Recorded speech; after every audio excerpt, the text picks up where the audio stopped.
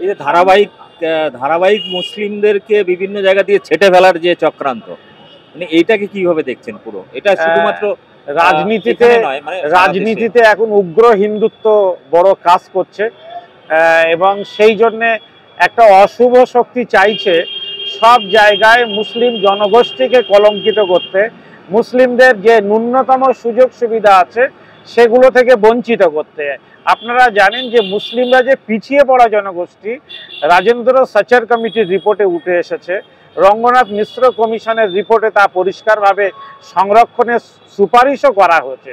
সেই অনগ্রসর জনগোষ্ঠীকে তুলে আনার ক্ষেত্রে, সমাজের মূল স্রোতে নিয়ে আসার ক্ষেত্রে রাজ্য সরকারের কোনো বলিষ্ঠ এবং কেন্দ্রীয় সরকারের কাছে আমরা খুব বেশি প্রত্যাশা করি না, কোনো প্রত্যাশা করি না। কিন্তু রাজ্য সরকারের কাছে আমাদের প্রত্যাশা আছে তাদের দায়িত্ব মূল স্রোতে তুলে আনার। কিভাবে আনবেন রাজ্য সরকার জানেন, কিন্তু একটা ন্যূনতম সুবিধা ছিল, সেটাও যখন সাম্প্রদায়িক জনগোষ্ঠী সুবিধাবাদী মানুষরা বন্ধ করে দিতে চাইছে, রাজ্য সরকার তার বিরুদ্ধে কেন হুঙ্কার এবং হুঁশিয়ারি দিয়ে কাজ করছেন না? সামনে তো কলেজে ভর্তি হবে, সেক্ষেত্রে ওবিসি যে সংরক্ষণ পেত একটা মুসলিম ব্যাপক জনগোষ্ঠী পাবে না, এটা কি মুসলিম সমাজ বা ছাত্রদের মধ্যে প্রভাব পড়বে, সেই নিয়ে কি ভাবছে? ছাত্ররা অত্যন্তভাবে হতাশ, কেননা বিভিন্ন বিশ্ববিদ্যালয়ে এখন ভর্তি প্রক্রিয়া শুরু হয়েছে। উচ্চশিক্ষায়ও মুসলিমদের 10%, মুসলিম না ওবিসির 10% সংরক্ষণ আছে।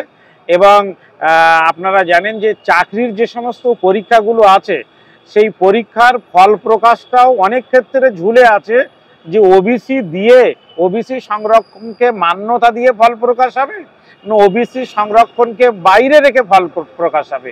গোটা সিস্টেমটা একটা হ্যাঙ্গিং অবস্থা তৈরি হচ্ছে।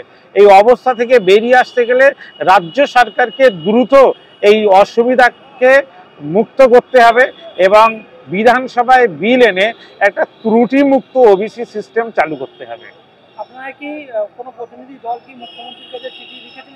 আমরা ইতিমধ্যেই ওবিসি যে কমিশন আছে, বিসিডব্লিউ ডিপার্টমেন্টে আমরা আমাদের দাবিপত্র জমা দিয়েছি। আমরা রাজ্য সরকারের কাছে আমাদের বক্তব্য জানিয়েছি। মুখ্যমন্ত্রীর সঙ্গে আমরা দেখা করতে চাই, কিন্তু তিনি সময় দিচ্ছেন না। ওবিসি সংরক্ষণ বাতিল করেছে, তার পরবর্তী আজকে আপনার মনোনয়ন যুবকগঞ্জে কয়েকটা গণসংগঠনের আলোচনা সভা হলো, এখান থেকে আপনাদের মূল বক্তব্য কি ছিল? আমরা প্রথমত চাইছি যে মহামান্য হাইকোর্ট যে ত্রুটিগুলো চিহ্নিত করে ওবিসি সার্টিফিকেটগুলোকে বাতিল করেছে, রাজ্য সরকার ওই ত্রুটিপূর্ণ সিস্টেমটাকে ত্রুটি মুক্ত করার জন্যে রাজ্য বিধানসভায় বিল নিয়ে আসুন এবং পুনরায় পূর্বের মতো করে আবার যাতে ওবিসির সমস্ত সুযোগ সুবিধা হারিয়ে যাওয়া জনগোষ্ঠী পুনরায় ফিরে পেতে পারে তার ব্যবস্থা রাজ্য সরকার করুন। আপনারা কি পথে না নামবেন? 1 মাস অতিক্রান্ত হলো, এখনো রাজ্য সরকারের পক্ষ থেকে যে বলিষ্ঠ ভূমিকা প্রয়োজন ছিল সেটা গ্রহণ করা হয়নি।